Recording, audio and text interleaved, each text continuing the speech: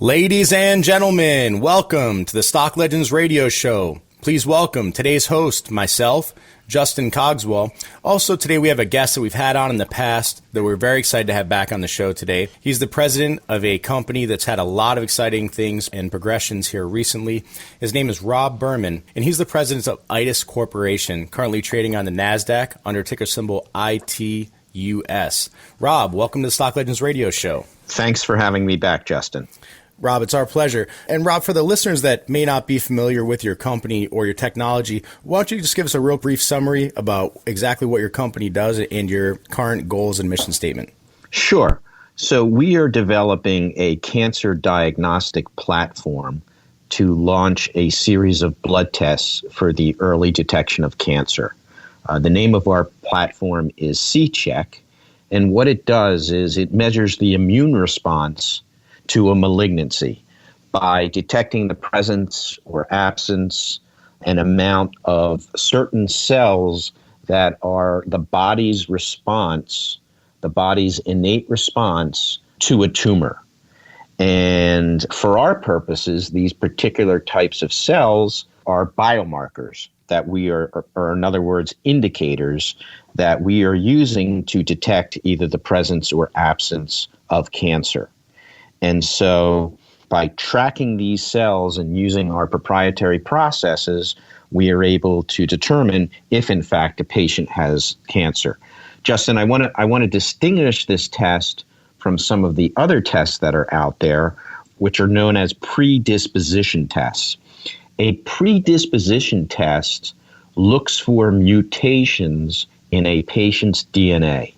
And if those mutations are present, that means that there's a certain likelihood of a particular patient getting a particular type of cancer. So, for example, in the breast cancer space, BRCA1 is a very famous mutation that's gotten a lot of press.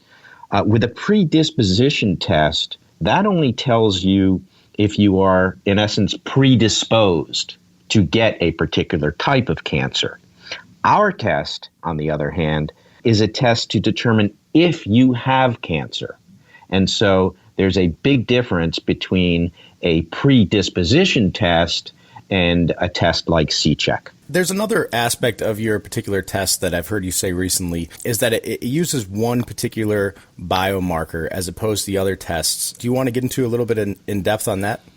Sure. Well, the biomarkers that we're using, this immune response, we believe happens for multiple types of cancer. And that's very, very unusual. It's very unusual to have biomarkers that you can use for multiple types of cancer. Usually companies find a particular biomarker for breast cancer or a particular biomarker for lung cancer.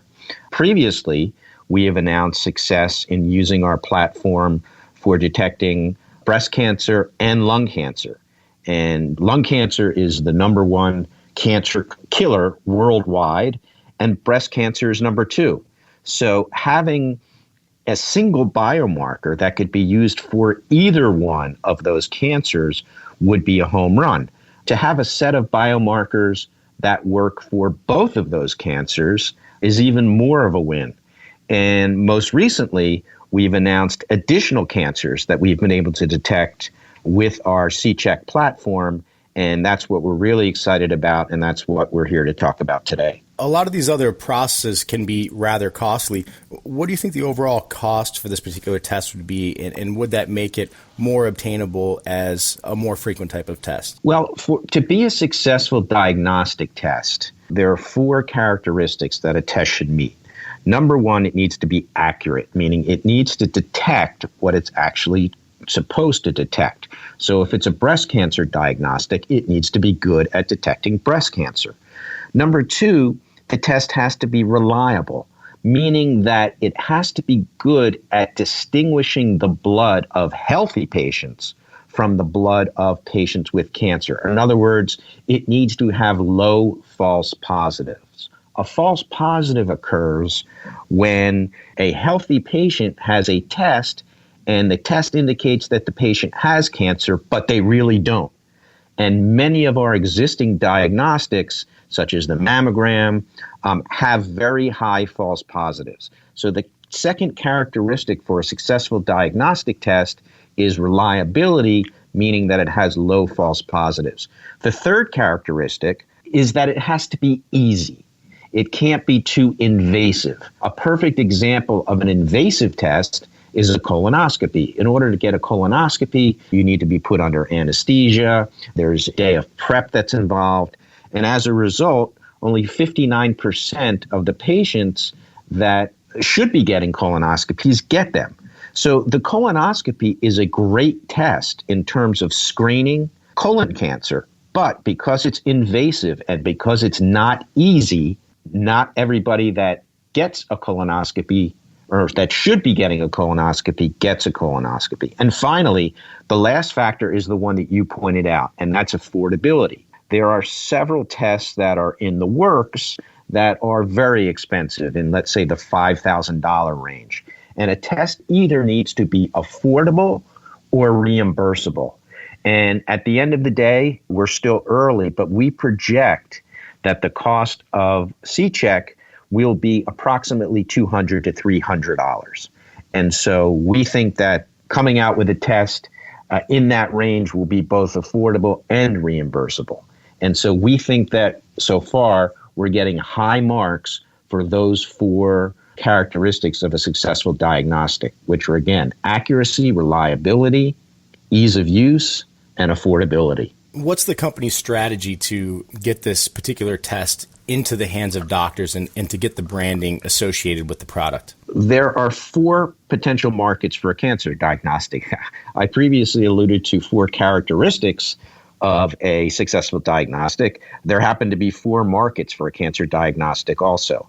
The first market is a screening market. The screening market is where you take healthy individuals and use your test to screen them for a particular type of cancer. The second market is the confirmatory market, where they are screened using an existing diagnostic, but because of high false positives, you would use your test to confirm or rule out a large percentage of those false positives. The final two markets are the treatment monitoring market. So in other words, somebody that's undergoing cancer treatment where they want to check to see if either the chemotherapy or the radiation is being effective. And then finally, the recurrence market for people that are able to overcome their cancer. They're always concerned about recurrences. And with the current technologies out there, particularly those that rely on imaging technology, where the body is subject to radiation, there are limits to the amount of times that somebody can have a recurrence test and be exposed to radiation. So we think because of the broad breadth of our test and the types of cancers that we've detected so far, which we're going to talk about in a minute or so, we hope to long-term have products launched in each of those markets. And as I go through with you the new cancers that we've been successful in detecting, I will give you examples of which market we think might be appropriate for that particular cancer. Let's focus on that now. What are the exact types of cancers that the test has already proven its efficacy for? And which types of cancer are you going after now to try and get the same results with? Originally, our first announcement was that we had success in detecting breast cancer. And breast cancer, the overall screening test is a mammogram. 40 million mammograms are done on an annual basis. The problem with mammography is high false positives. So 11% of women that get a mammogram are called back, where the doctor sees something on the mammogram that they don't like. And for every 20 women that are called back, they're usually put through further diagnostic procedures in some cases which are invasive. But for those women that are called back, only 1 in 20 end up having cancer. So for breast cancer, we think that our test could be used as a confirmatory test. So let me just explain that for a second. So when a woman gets a mammogram and gets that call back, she often gets what's called the diagnostic mammogram, which is basically the same technology as a mammogram, but with more pictures and more radiation. And then there's several other tests that they sometimes do, sometimes an MRI, sometimes an ultrasound, ultimately leading to a needle biopsy. And a needle biopsy is an invasive procedure where a needle is inserted into the breast. So in the breast cancer market, our test would be a perfect confirmatory test where after the initial mammogram, the patient does our C-check, non-invasive blood test, and we're able to rule out some of those false positives, therefore decreasing the amount of needle biopsies that have to be done. So breast cancer is a perfect example of potential to use our test for confirmatory testing. Now, lung cancer is the second cancer that we've announced. Lung cancer is the number one cancer killer worldwide, with breast cancer being number two. For lung cancer, the initial screening test that's being used is a low-dose CT. And a low-dose CT has a 96% false positive rate. That means that 96% of the patients... That's astronomical. Right. So 96% of the patients that have a positive result on the low-dose CT don't have lung cancer. So for lung cancer, our test may be used as a screening test to replace low-dose CTs, since the low-dose CT is such a bad screening test. There's one example where we may approach the market as a screening test for lung cancer and breast cancer, where we may approach as a confirmatory test. Let's move on to the recent announcements that we put out and inform your viewers of what's happening there. So in the past 2 weeks, we put an announcement out with respect to colon cancer and our ability to use C-check to effectively detect colon cancer. Now, colon cancer is the third most common cancer. So with the announcement of colon cancer, we have the top 3 cancers already covered by C-check. For colon cancer, there's about 1.4 million new cases each year. Now, as with most cancers, with colon cancer, the 5-year survival rate is 90% when it's found early. The problem is, and it's 13% when it's found late. So, as with most cancers, the earlier you find the cancer, the better the survival rates. The problem with colon cancer is that only 39% of the cancers are found early. And why? That's because of the other example I gave previously. Only 59% of the people that are supposed to get colonoscopies get colonoscopies. And the reason for that is, as I said earlier, it's an invasive test. You have to do a day of prep. You have to go under anesthesia. You have to have somebody drive you to the procedure. So although the colonoscopy itself is a great test, there's no sense having a diagnostic test that people won't use. So we think that there is potential to use our test as a screening test in the colon cancer market. We also announced that we had success with the C-check platform in detecting melanoma, which is the most deadly type of skin cancer, ovarian cancer, and liver cancer. And let me just talk to you a little bit about ovarian cancer and liver cancer and why that's important. Again, for ovarian cancer, the 5-year survival rate is only 49%. And there currently is not any commercially viable, effective test to screen for ovarian cancer.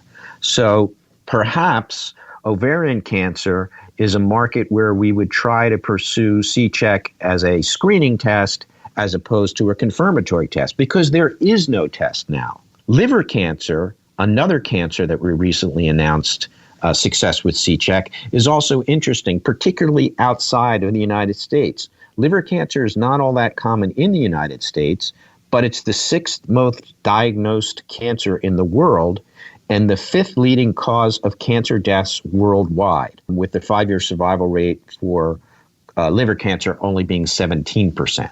So in some instances, particularly with liver cancer and ovarian cancer, we so far have had success in detecting cancers where there currently are no screening tests. In other instances, like lung cancer and breast cancer, our tests are showing better results and may be used to make those tests better by using our test as a confirmatory test, if that makes sense. That makes perfect sense. For the ones where there is no test, that's a huge niche market. I mean, we're not talking about a couple 100,000 people here. I mean, this has to be in the hundreds of millions, if not billions of people worldwide.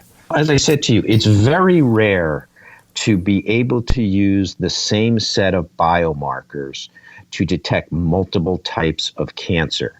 And so far, that's what we've been able to do. And we intend on continuing to try our platform on additional types of cancer and hope to get the news out of those discoveries as they occur. In essence, what we have here, at least so far, is a pan-cancer test, a cancer test that could determine almost, and we really don't know the limits yet, but that can determine multiple types of cancer, and it may very well prove out to be determinative of any cancer. And this type of a pan-cancer test is literally unheard of. Now, that doesn't mean that we'll launch the test as a pan-cancer test. In all likelihood, we will take one particular type of cancer and enter the market with that particular type of cancer and then expand to other cancers as we roll out other products. That makes commercial sense and also makes regulatory sense because it would be much easier to get a test approved and through the FDA for one type of cancer, particularly a type of cancer where there's a gold standard or a diagnostic in place, as opposed to going to the FDA and saying, our test detects 20 different types of cancer. In that instance, the breadth of the study that we would have to do would be enormously expensive and would take many, many years. So we think that a better that track, makes sense. Perfect sense. That a better track to commercialization is to predict one particular type of cancer in one of those markets that we just indicated, either the confirmatory screening, recurrence market, or treatment monitoring market, and get your foot, in essence, in the door that way, and then expand into other markets. You've cornered a lot of different types of cancer. Let me ask you a question. Is there a specific type of cancer that you've tried to get the markers for that you haven't been able to, or have you been pretty successful with everything you've tried at this point? Remember, it's not like we're looking for new markers. We're taking our existing markers and trying them on different types of cancer. And so far, our only limitation has been obtaining patient samples in the various types of cancer. So we've been able to obtain patient samples for lung and breast and colon and liver and ovarian and melanoma. And when we've used our platform for those samples, we see the particular types of markers that we're looking for. Everything with respect to cancer is very heavily regulated. And so obtaining patient blood samples to test, you have to go through a lot of red tape, and it takes a while. But we're now familiar with those steps and making progress and hope to announce additional types of cancer in the very near future. What are the next steps for the company? Over the next 6 to 12 months, will you be seeking FDA approval? What's your strategy moving forward from that aspect? Good question, Justin. So the first thing we expect to do is get patient samples of additional cancer types and verify that our C-Check platform is able to detect those types of cancers as well. So number one, we'll be looking to expand the types of cancers that we can detect and test the limits of our technology. Number two, we would expect to release preliminary data showing how accurate and reliable our test is in testing the samples that we've tested so far. And we expect to release that data in the coming weeks. Third, I plan to finalize our protocols, and it's a matter of accumulating enough patient samples to where we're ready to approach the FDA. Based upon the sources that we've lined up, we've estimated that we should have enough samples to do that in the next 6 to 12 months. So within that 6 to 12 month period, we hope to start the dialogue with the FDA. And what you do is you show them what you've done already. You make a proposal to them of how you anticipate running a double-blind study, which is what the FDA requires. Thus far, our studies have not been double-blind. We've been taking samples of confirmed cancers that have been confirmed via traditional means, like biopsies, for example, and testing our technology on those samples. That is not unusual for companies that have very early stage technologies. You need to know what it is you're testing in order to validate that your technology works. Once you get to the FDA level, those tests are done on a double-blind basis, meaning that those people that are doing the tests don't know whether they're testing the blood of a normal patient or testing the blood of a cancer patient. So what happens is you approach the FDA, you indicate to them what you've done in the past, and you make a proposal to them for a type of double-blind study. You then get feedback from them where they say, well, we don't think you're going to do enough patients, or we want you to do more, we want you to do less. And you have that dialogue with the FDA, and then you begin your double-blind study. And again, our goal is to have enough patient samples to approach the FDA within the next 6 to 12 months. You've put out a lot of amazing press releases here recently. You've come a long way. I mean, it's been a lot of work and a lot of effort to get to this point today. And how exciting of a time period is it right now for the company to where you're actually able to see all of your hard work over the past years finally come to fruition? Justin, it's exciting from a bunch of different perspectives.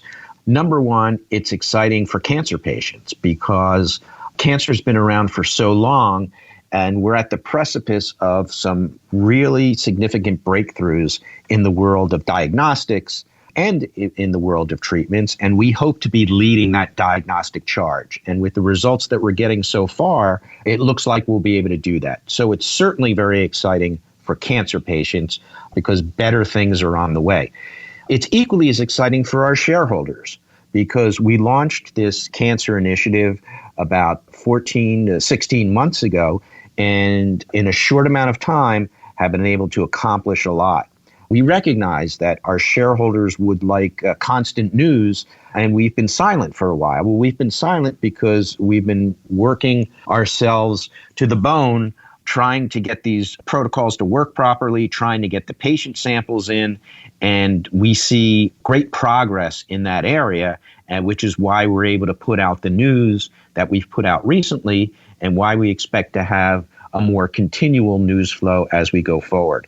So it's an exciting time for our shareholders because we're able to put out news. That news so far has been very positive. And of course, we don't control our stock price, but we've been fortunate enough to see an increase in our stock price thus far. And we certainly hope with the additional positive news that comes out that our stock price continue to rise. The market is definitely absorbed and been very excited about the recent news. I know a lot of the street has their ear to the wall, waiting for the next establishment to take place. It's been great having you back on the radio show, Rob, as always. I'll be watching your company. I think your mission is an amazing one. There's millions and millions of cancer patients worldwide that could benefit off this technology. And it's very exciting to have you come back on the show and to watch the company grow by leaps and bounds as it has. Well, thanks, Justin. We appreciate you providing the platform. It gives us an opportunity to explain what's going on with the company. A lot of the things that are involved with cancer can be very complicated and difficult to explain in a few written words. And we appreciate you giving us the platform to explain what's going on. And we hope that you'll have us back soon as we continue our success and pushing towards the development of C-Check. It'll be our pleasure.